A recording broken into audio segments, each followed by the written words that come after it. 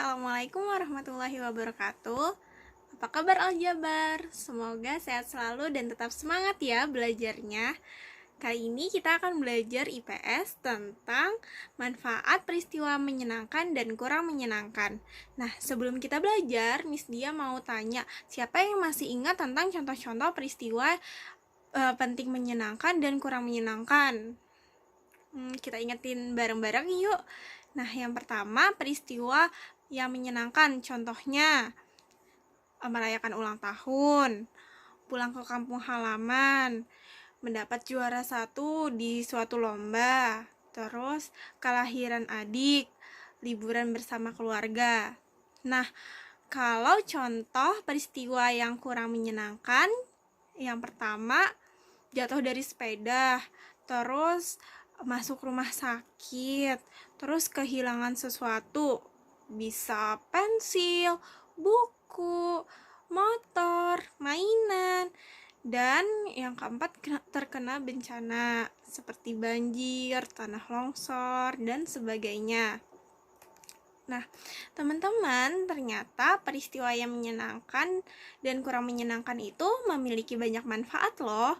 Nah, mau tahu nggak? Kalau mau tahu, yuk kita pelajari. Nah, yang pertama manfaat peristiwa yang menyenangkan ya. Yang pertama apa ya kira-kira? Yang pertama adalah meningkatkan semangat untuk berprestasi. Nah, misalnya kalian itu mendapat juara 1 lomba cerdas cermat satu kelas aljabar nih, misalnya kalian juara 1 lomba cerdas cermat. Nah, kalian jadi terpacu semangatnya, jadi mau belajar terus. Nah, nanti ketika ada lomba cerdas cermat di sekolah satu mumtazah, terus kalian ikut dan menjadi juara 1 lagi. Nah, itu nanti akan terpacu lagi semangatnya, belajar lagi, nanti lama-lama juara internasional atau juara nasional. Nah, itu manfaat yang pertama. Manfaat yang kedua adalah merasa bahagia dan merasa senang. Ya kan, kalian kalau misalnya berlibur, misalnya liburan sama keluarga, jadi merasa senang. Terus mendapat juara juga merasa senang dan bahagia kan.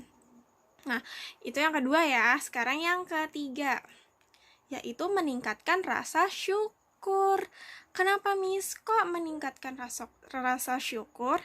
Nah, yang pertama, kita pasti kalau misalnya mendapatkan sesuatu, misalnya kelahiran adik, pasti kita bahagia, terus kita alhamdulillah, mengucapkan alhamdulillah. Nah, alhamdulillah itu syukur gitu. Nah, yang keempat adalah menjadi pengalaman yang menyenangkan.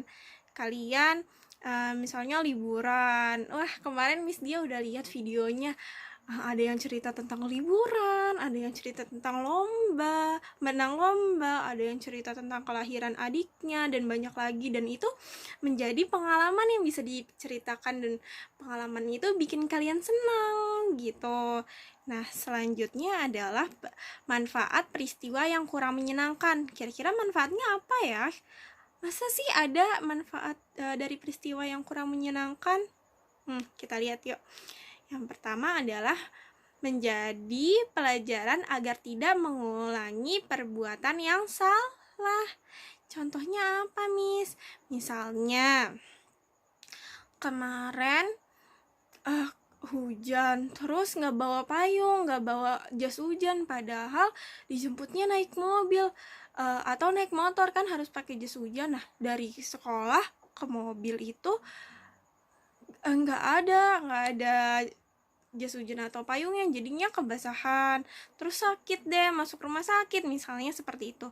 Nah, berarti besoknya supaya tidak mengulangi kesalahan lagi, kita udah prepare payung, udah prepare jas hujan supaya nggak sakit lagi gitu.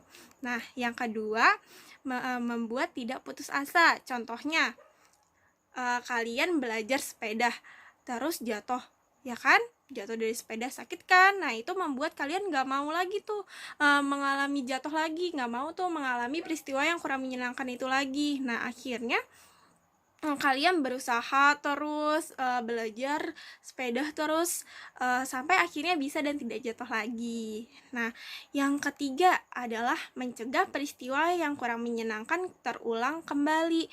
Misalnya apa ya? Nih, misalnya kita kalah lomba, ya kan? Karena kurang belajar.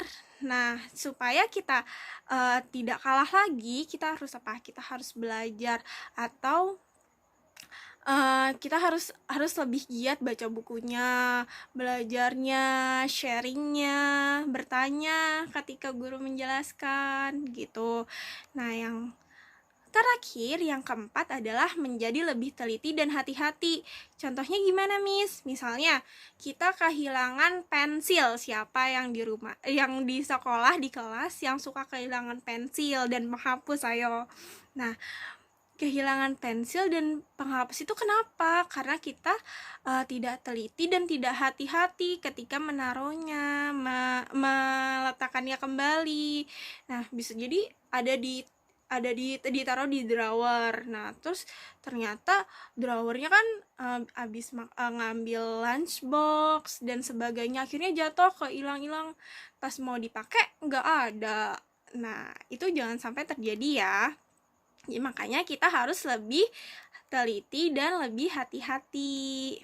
Nah, sekian pelajaran hari ini, pelajaran IPS hari ini. Jika ada yang mau ditanyakan, bisa ditanyakan ke Miss Dia, minta tolong sama orang tuanya atau orang yang ada di rumah ya. See you. Assalamualaikum warahmatullahi wabarakatuh.